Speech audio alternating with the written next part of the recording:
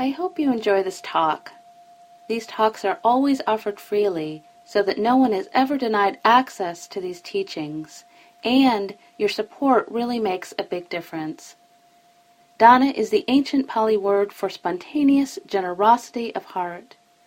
If you feel inspired to support these talks by offering dana, you can do so by visiting my website at www.mindfulvalley.com. Thank you so much.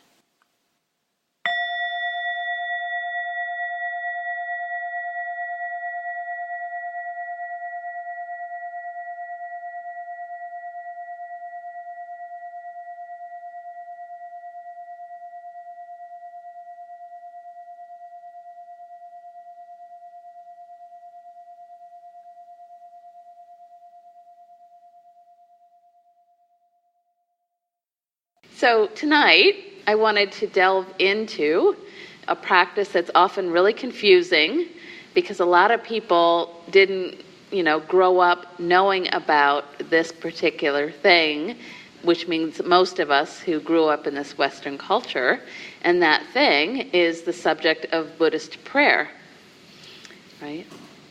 So when I was very little, I didn't know anything about prayer at all, actually, because my young hippie parents, they were almost in their teens when they were in their teens when they had me. They were very young. And they had, of course, at that time in their early 60s, completely sworn off their Catholic upbringing.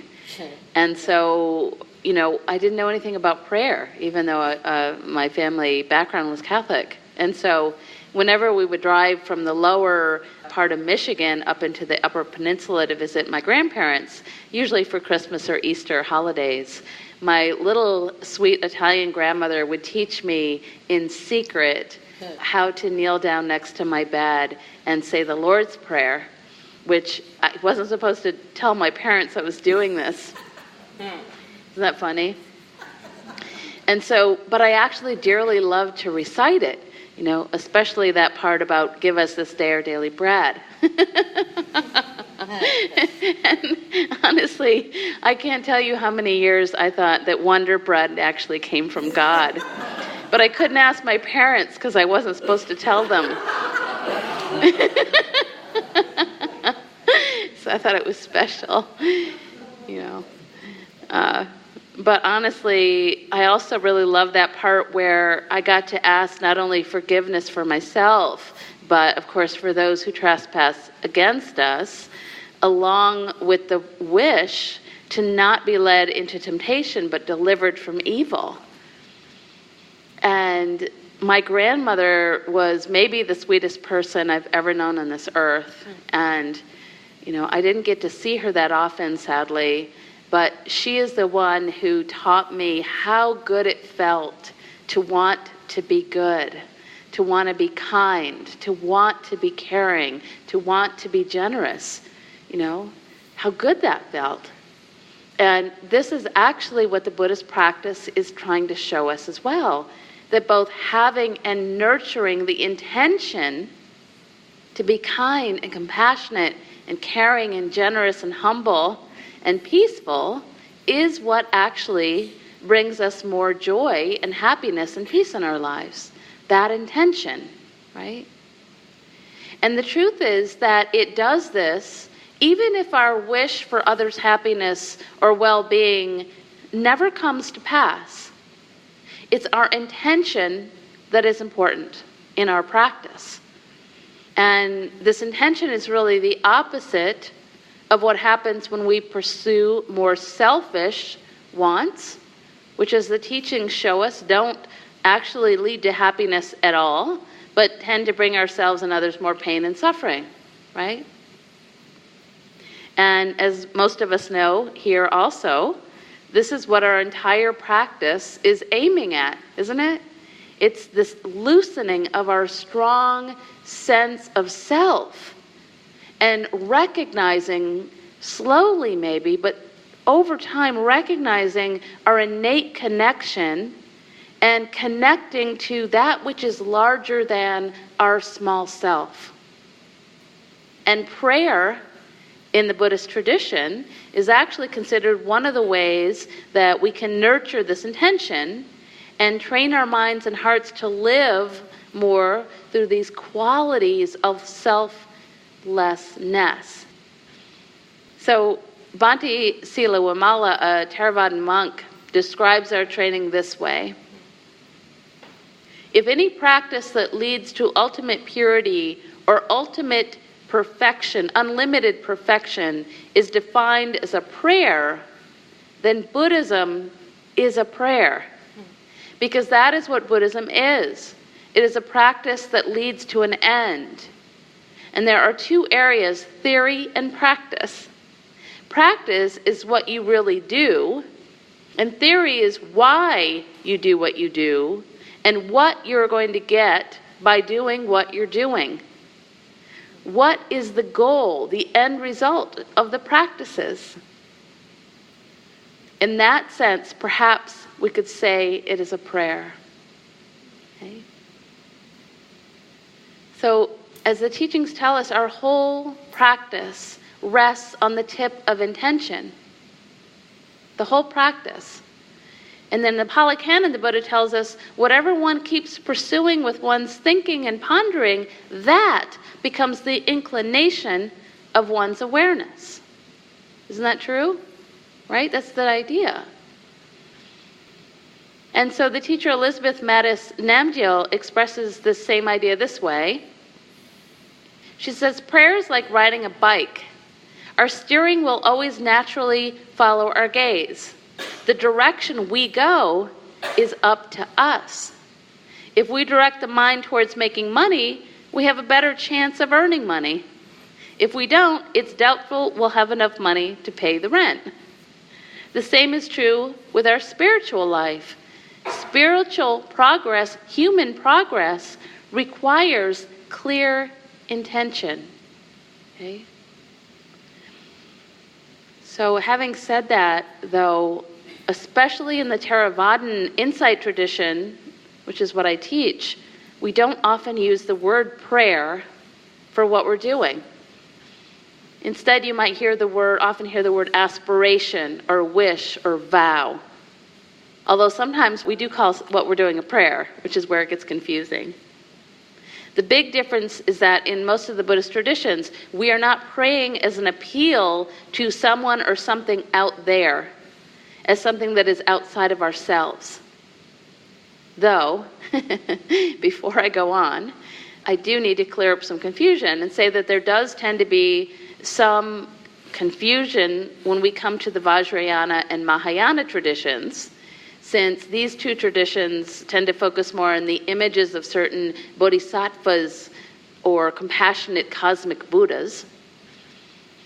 And in the Mahayana tradition in particular, sometimes practitioners use different chants to make offerings to various Buddhas and bodhisattvas, or take vows before them, or some even confess their sins to them and ask for forgiveness. Okay?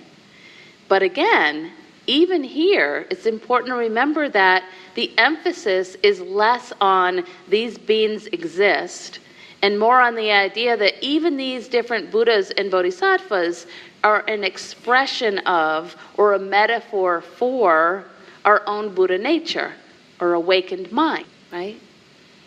So in Shin Buddhism, for example, the central practice is invoking the power and name of Amida Buddha, which is reciting 6 syllables, the 6-syllable phrase, which is Namo Amida Butsu.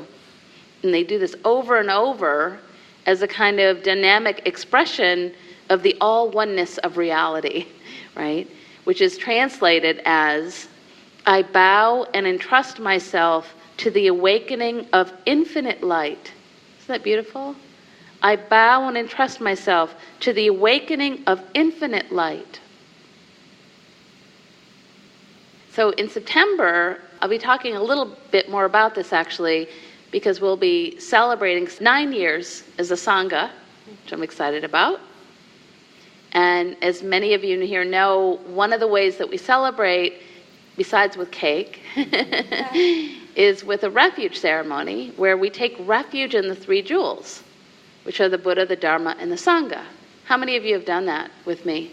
Wow, awesome. Almost everybody. Who hasn't done it? Okay, I hope you guys will do it in September. Stay here, it's fun.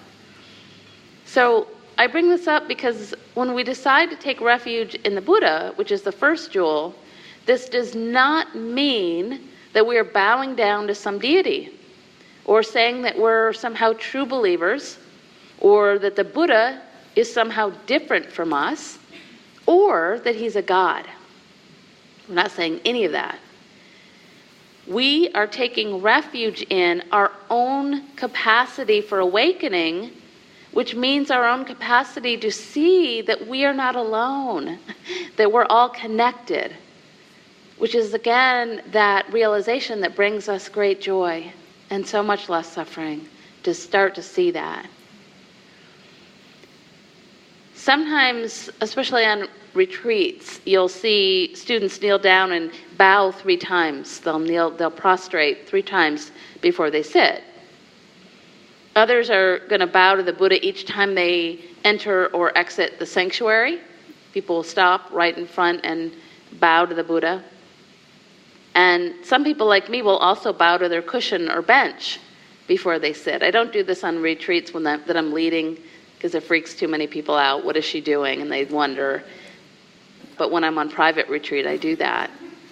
And whenever you see this, please know that students are in no way worshiping. We're not worshiping the Buddha.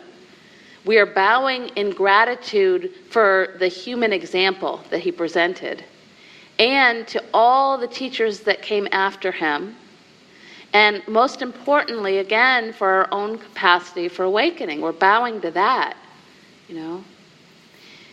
So often when I bow, especially when I'm bowing before I sit to my cushion, I'll inwardly say an affirmation or prayer like, may I learn from this sit, or may I keep my heart open to whatever arises. May I let go, whatever it is.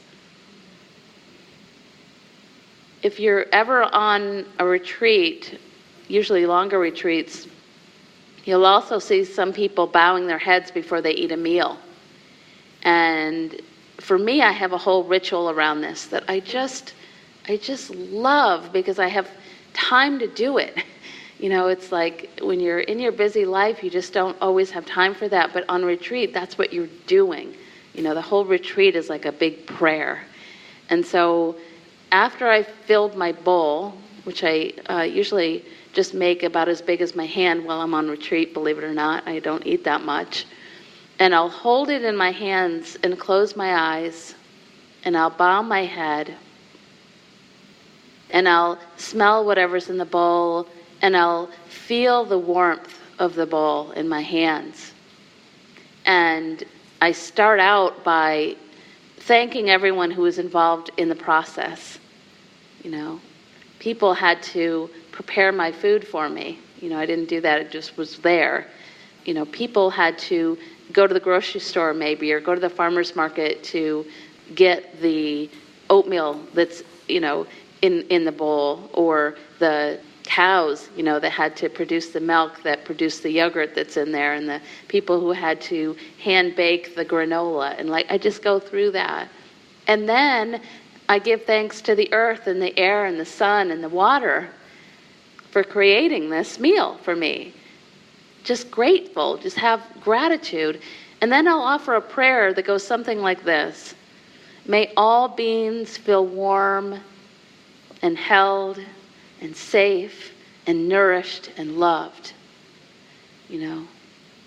And I'll think of all the beings that I imagine them being held and loved and safe, especially the ones that might not be right now, right? May they, you know, just that longing of may they please, you know, have a hot meal. Maybe they feel held. And so I do that every meal on retreat, every meal. So if you go on retreat and you see people doing this, please know that most of us are not thanking any gods or Buddhas for these meals.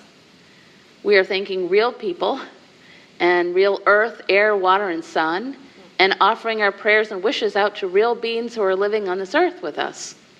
Okay? And you might recall again that the Buddha himself was not a god. He was a human who achieved enlightenment and freedom from suffering, and thankfully lived another 45 years to teach all of us that we all have this capacity. There's a famous story about the time right after the Buddha's enlightenment where he said that, it was said that everyone who met the Buddha could just tell, they could sense this change in him. It was palpable.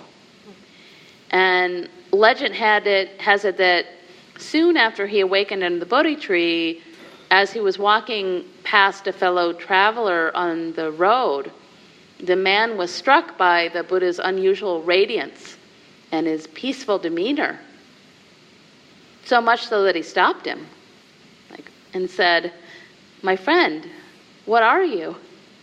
Are you a god?" The Buddha said, "No, I'm not a god." He said, "Are you some kind of a magician?" "No, I'm not a magician." He said, "Are you a man?" The Buddha said, "No." He said, "Well, my friend, what are you?"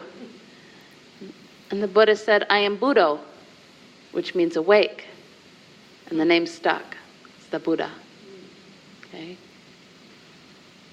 And so today, whenever Buddhists pray, what we're doing again is making an aspiration or a vow to train our own hearts and minds to open so that we can become and then be that kind, compassionate, generous, peaceful, awake person for both ourselves and others. Okay? That's our aspiration. The Tibetan Lama Sarah Harding describes Buddhist prayer this way. She says it can be seen as aspiration, as setting your mind in a certain direction. Whether you have a particular other being or other power in mind is not necessarily the main thrust of it. The main point is that you are putting your mind in that direction. For instance, if you send a Christmas card and that says, "May there be peace on earth," you are not necessarily asking someone to bestow it. You are simply making that aspiration. Okay? Similar. So in Buddhist tradition, sometimes this aspiration is expressed in physical objects, which act as symbols for a wish for all beings to be free from suffering. Right? And so you'll find some of these things in homes where Buddhists live. Some of you may have them in your own homes. Just like you might find a rosary or a cross in a Christian home. These are the things that you find in a Buddhist home. And these things include objects like prayer beads. They're called prayer beads sometimes. And these are used to focus the mind on repetition of prayers or mantras, just like similar to a rosary. And I'm sure most of you have seen the colorful string of Tibetan prayer flags. Who has these? A bunch of you, yeah. And these are usually covered with auspicious symbols and mantras. And the idea, and I love this, they're so beautiful, I think. The idea is that when the wind blows through them, they're sending blessings and good fortune and well wishes and metta to all beings. Right? Another beautiful Tibetan practice that I love is the turning of the prayer wheels. And these actually come in all sizes. So there's some really giant, elaborate wheels that need many, many people to turn them. It's like a whole ritual. And then there's simply these handheld ones that you can hold in your hand and spin, right? And as they spin, they're symbolizing our wish or prayer to send blessings and metta to all beings. And there's one monk, gosh, I can't remember his name. I watched a whole documentary on him. And I don't know how he does it. He's part blind. But he does this all day. He goes around all over the world and he has a prayer wheel in his hand and he just spins it all day, sending blessings. And he looks like just the happiest man you'd ever want to meet, ever. I just love him.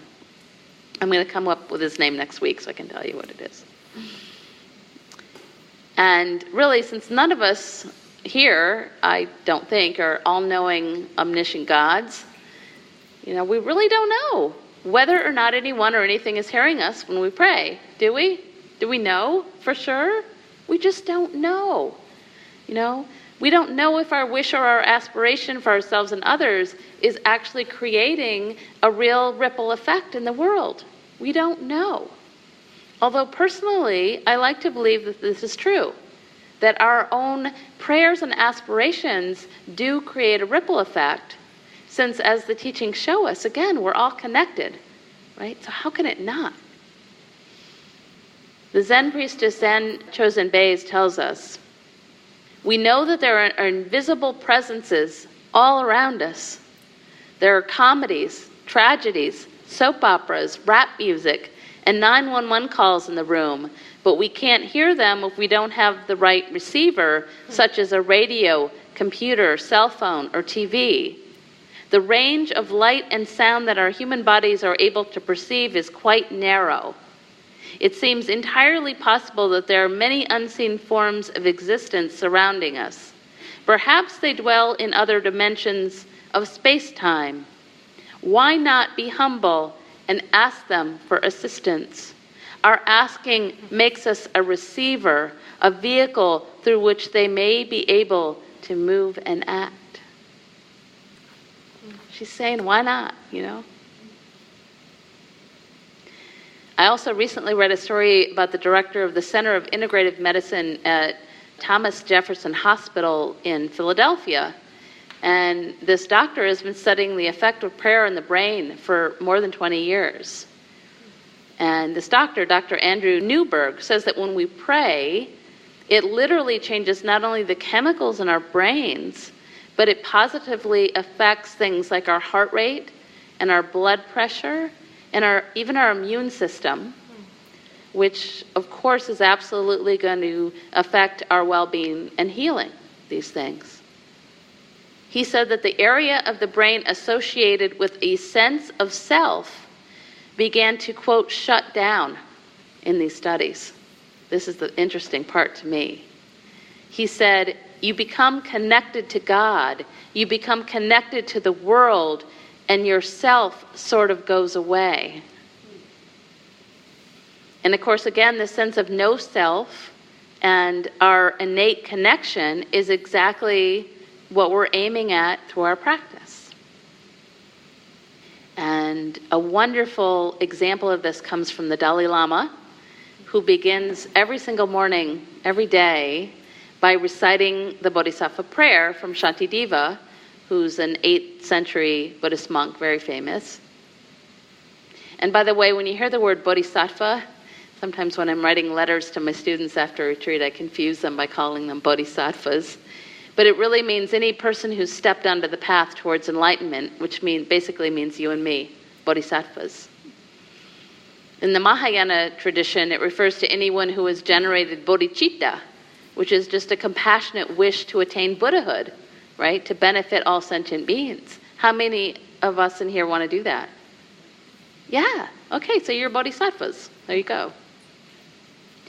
And because this bodhisattva vow is so ancient, there are actually many, many different versions. Many versions, if you look this up. But this one's my favorite. And this is apparently the same one the Dalai Lama recites every morning.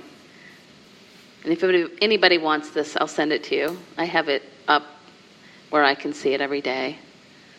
May I be a guard for those who need protection, a guide for those on the path, a boat, a raft, a bridge for those who wish to cross the flood. May I be a lamp in the darkness, a resting place for the weary, a healing medicine for all who are sick, a vase of plenty, a tree of miracles. And for the boundless multitude of living beings, may I bring sustenance and awakening, enduring like the earth and sky, until all beings are freed from sorrow and all are awakened. Yeah. Every day, that aspiration. There's also a very shortened version of this Bodhisattva vow, which is often called the 4 Great Vows. A little easier to remember. And it goes like this. Sentient beings are numberless. I vow to save them. Delusions are inexhaustible. I vow to end them. Dharma gates are boundless. I vow to enter them. The Buddha's way is unsurpassable. I vow to become it. Okay. And there's also something that's often called the Buddha's Prayer, which is the famous Metta Sutta. And it offers us a very similar aspiration. And it goes like this. Happy, at rest, may all beings be happy at heart. Whatever beings there may be, weak or strong, without exception, long, large, middling, short, subtle, blatant, seen and unseen, near and far, born and seeking birth, may all beings be happy at heart. Let no one deceive another or despise anyone anywhere, or through anger or irritation wish for another to suffer. That's a Buddhist prayer. So oftentimes, the actual metta or loving kindness practice is considered a type of prayer. But again, we're not appealing to someone or something out there, right? We are practicing wishing for this, really longing for this as a way to train our own hearts to become that and to awaken bodhicitta, awakened heart-mind, bodhicitta. And the Metta Sutta is a longer version of this, but most often we practice with shorter prayer phrases that are easier to remember and offer. Many of you will recognize these as simple phrases such as, may you be happy, may you be free from fear, may you feel safe and at ease, may you feel cherished and loved and held. These are some of the metta phrases that we practice. And of course, this is just one of the numerous varied ways that we can practice with metta and the metta prayers. But as with all the practices, the most fundamental practice starts with ourselves. It starts with ourselves, which the teachings show us is not at all a selfish thing. Not a selfish thing. Because the truth is, when we can learn to offer ourselves our own kindness and compassion, we're going to be much better able to offer it out to others. So we start with ourselves. In fact, metta, which is our deep wish for ourselves and others to be happy, is what actually motivated the Buddha, not only to search for enlightenment, actually, that was his motivation, but to teach it after he discovered it, right? Quote, for the good of the many, for the happiness of the many, out of compassion for the world. Okay. So this is actually really crucial for us to understand, right? That our wish and prayers for our own happiness, it's really important. So for instance, think about what happens to our minds and our hearts when we have the opposite wish, kind of an opposite prayer, if you think about intention. So what happens when we're feeling hatred or aversion towards ourselves? In the mind and the heart. How does that affect it, right? How about even when we maybe feel like we deserve somehow to be punished? How many of us here punish ourselves? Beat ourselves up? Who beats themselves up? Right. And how does that affect your quality of life? How does that affect your ability to offer that kindness and compassion out, right? How we interact with other people. So it's crucial. It's crucial that we wish ourselves well. We wish ourselves kindness and compassion and joy and peace. And so an important part of our practice is to actually notice this. When we're maybe in some way wishing some sort of punishment on ourselves, when we're beating ourselves up, when we're training our mind in that way, or when we're wishing other people harm in some way, or wishing for bad things to happen to them. That's a prayer, right?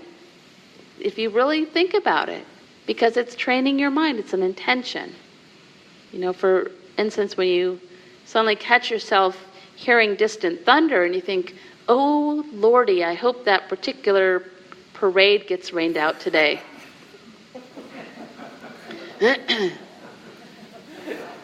Don't do that.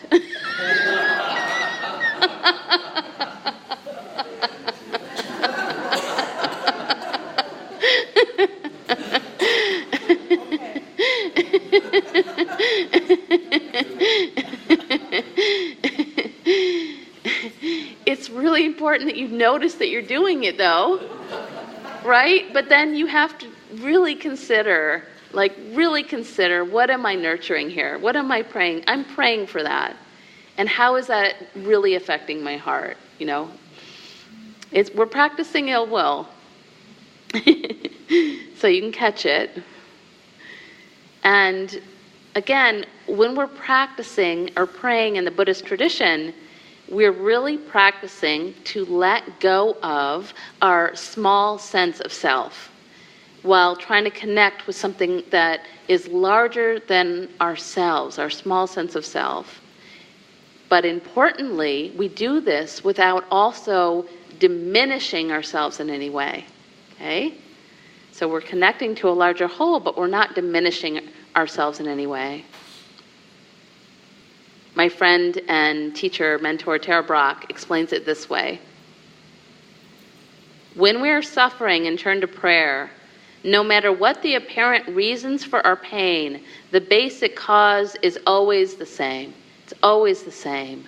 We feel separate and alone. Our reaching out is a way of relieving ourselves of this pain of isolation. Yet the Bodhisattva's aspiration radically deepens the meaning of prayer by guiding us to also turn inward. We discover the full purity and power of prayer by listening deeply to the suffering that gives rise to it. Like a great tree, such prayer sinks its roots into the dark depths in order to reach up fully into the light. This is what I call mindful prayer, opening wakefully to our suffering and allowing ourselves to reach out in our longing for connection. Irish poet and priest John O'Donohue writes, "Prayer is the voice of longing. It reaches outwards and inwards to unearth our ancient belonging. The more fully we touch our pain and longing, the more fully we are released into boundless, compassionate presence." Okay.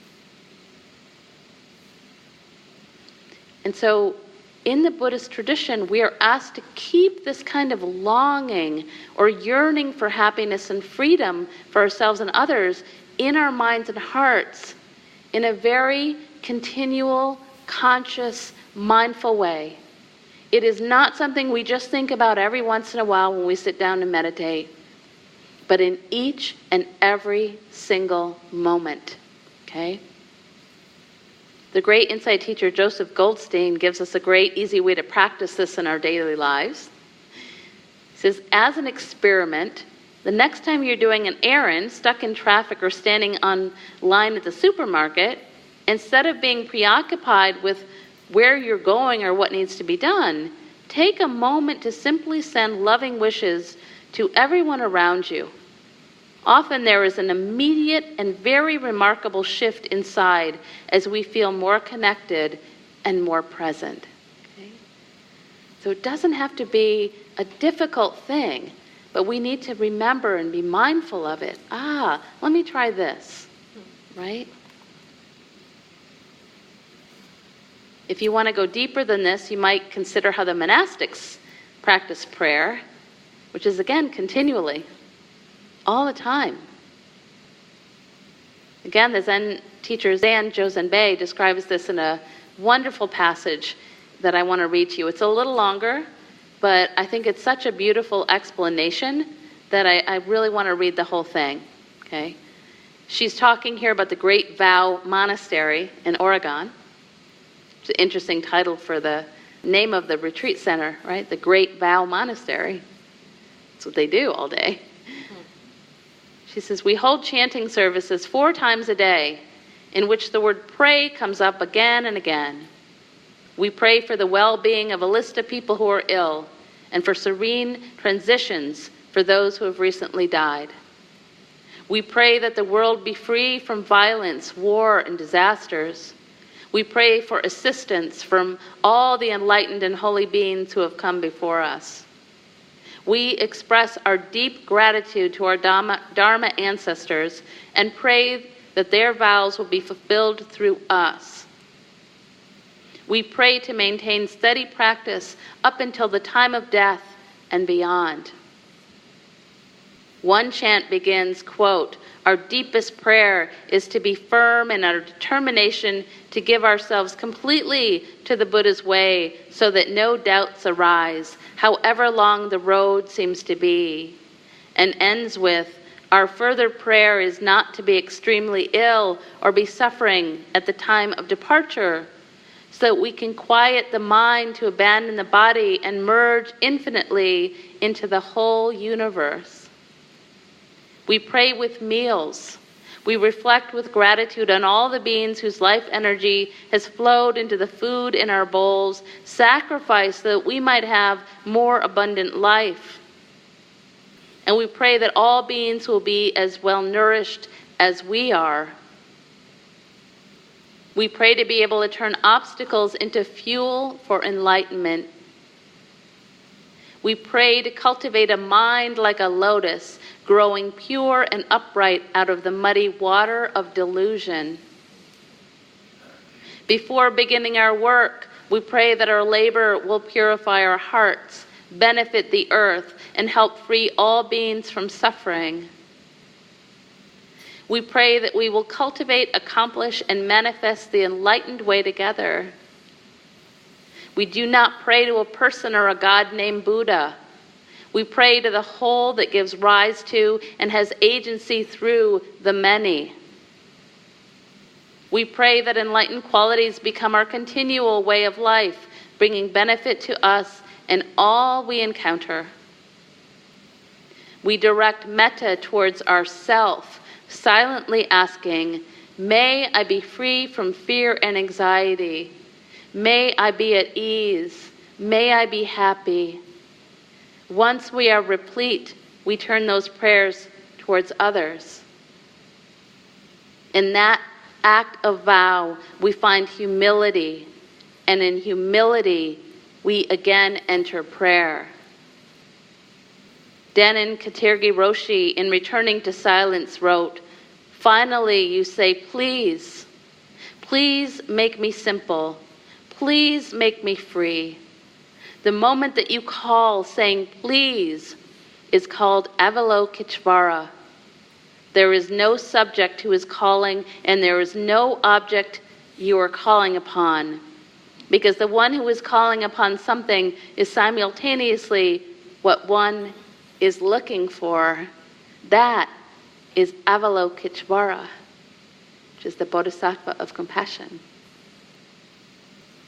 The prayer is not directed at ourselves, yet we are the place where the prayer is answered. I'll read that last line again. The prayer is not directed at ourselves, and yet we are the place where the prayer is answered. Yeah. All right. So in these last 5 minutes or so, I want to offer you the metta prayer. We'll end with the metta practice. So just coming into a nice posture. And for those of you who'd like to, for this particular practice, you have some options. So if you feel comfortable, you can place the hands together in prayer at the heart and bow your head. Or you can hold a hand to the heart or both hands. Let's connect with the heart.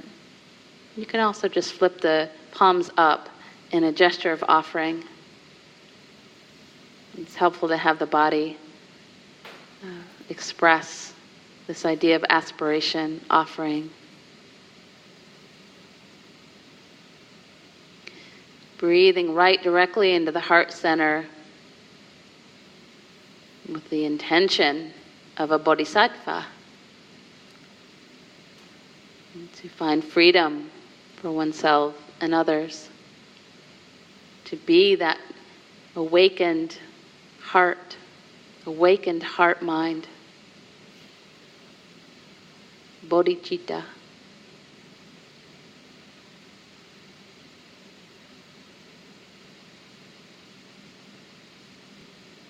And with that intention in mind, and hearing these words in the mind, offering your well wishes, your prayer to yourself. May I nurture gratitude, grace, and ease in my life. May I be secure and grounded.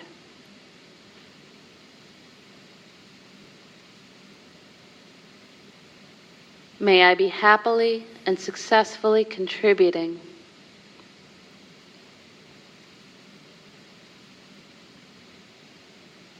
May I be kind and compassionate to myself as well as to others.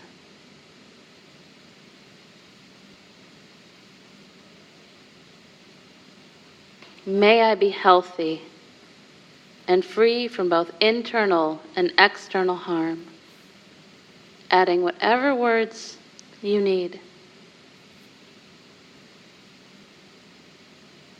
Offering yourself your own metta prayer phrases.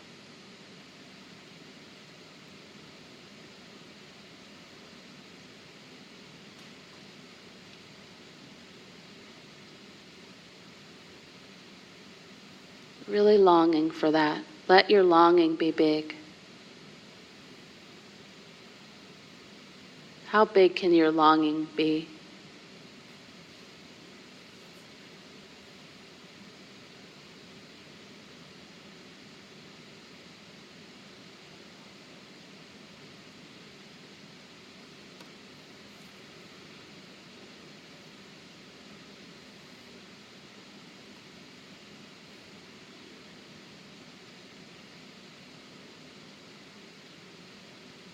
Staying with the heart, sensing into the heart. You might now remember your Sangha, all the people here that came to gather tonight to practice together. You might imagine different faces, different people. Sense their presence here in the room with you. And how grateful you are to have a Sangha every Tuesday. These people that create Sangha. Including yourself in this, in the circle. And sense your longing for their happiness, their well-being. Really sense that. And then offer these words. May you nurture gratitude, grace, and ease in your life. May you be secure and grounded.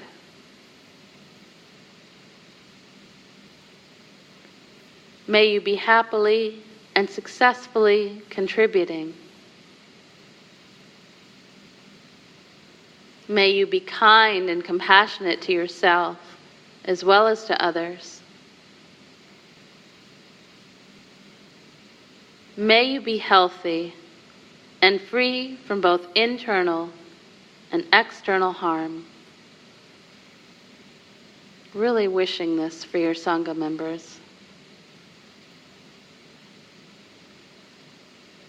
Adding whatever prayer you'd like to add.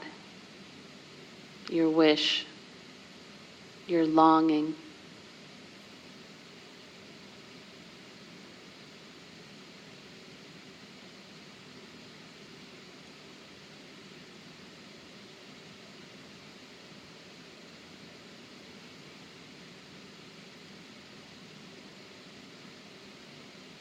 And then see if you can extend that longing and that wish, that aspiration out to all the people that you know in your life. People you care about, friends, loved ones, neighbors, community members.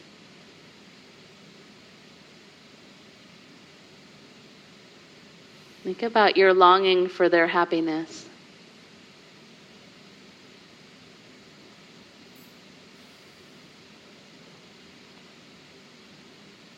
Really sensing that in the heart and offering out these words. May you nurture gratitude, grace, and ease in your life.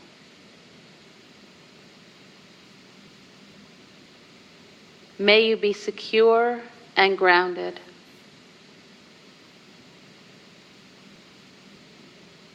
May you be happily and successfully contributing.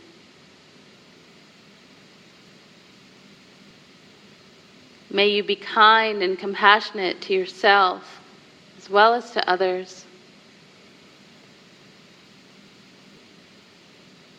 May you be healthy and free from both internal and external harm. Staying with it. Adding whatever you would like to add.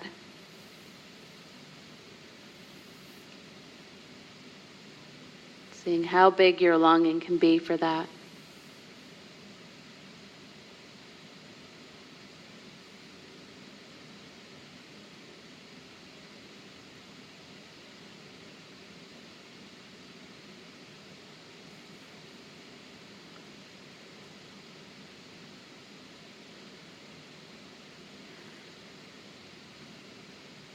Now widening that circle even further to include all sentient beings, all of us, all over the planet, whole planet, all of us. Can you imagine that? All living creatures, including those that fly in the sky, swim in the ocean, crawl on this earth and are planted in the earth, all of us. May we all nurture gratitude, grace, and ease in our lives. May we all be secure and grounded. May we all be happily and successfully contributing. May we all be kind and compassionate to ourselves and to each other. May we all, including this planet, be healthy and free from both internal and external harm. Staying with it, adding whatever else, what other words or prayers you'd like to add.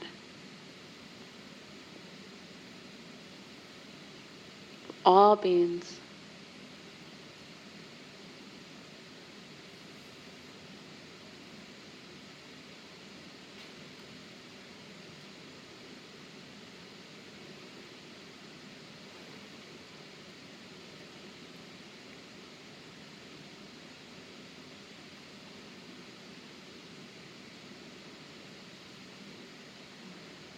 Finally listening to these words from Fred Lamott.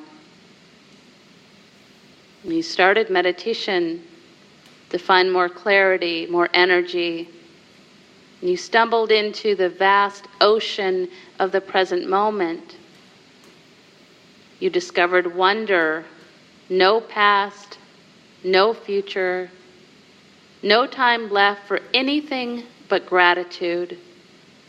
That's when the waves of devotion broke over you. Not devotion to a saint, but to your footsteps through this meadow, faithfully following exquisite pathlessness. Who is your teacher now? A cluster of Queen Anne's lace on a nodding stem. The vanishing hummingbird, hardly even here, who awoke your silence. The next breath gracing your chest, her wings the sound of moonlight. Bow wherever you are. Bow wherever you are.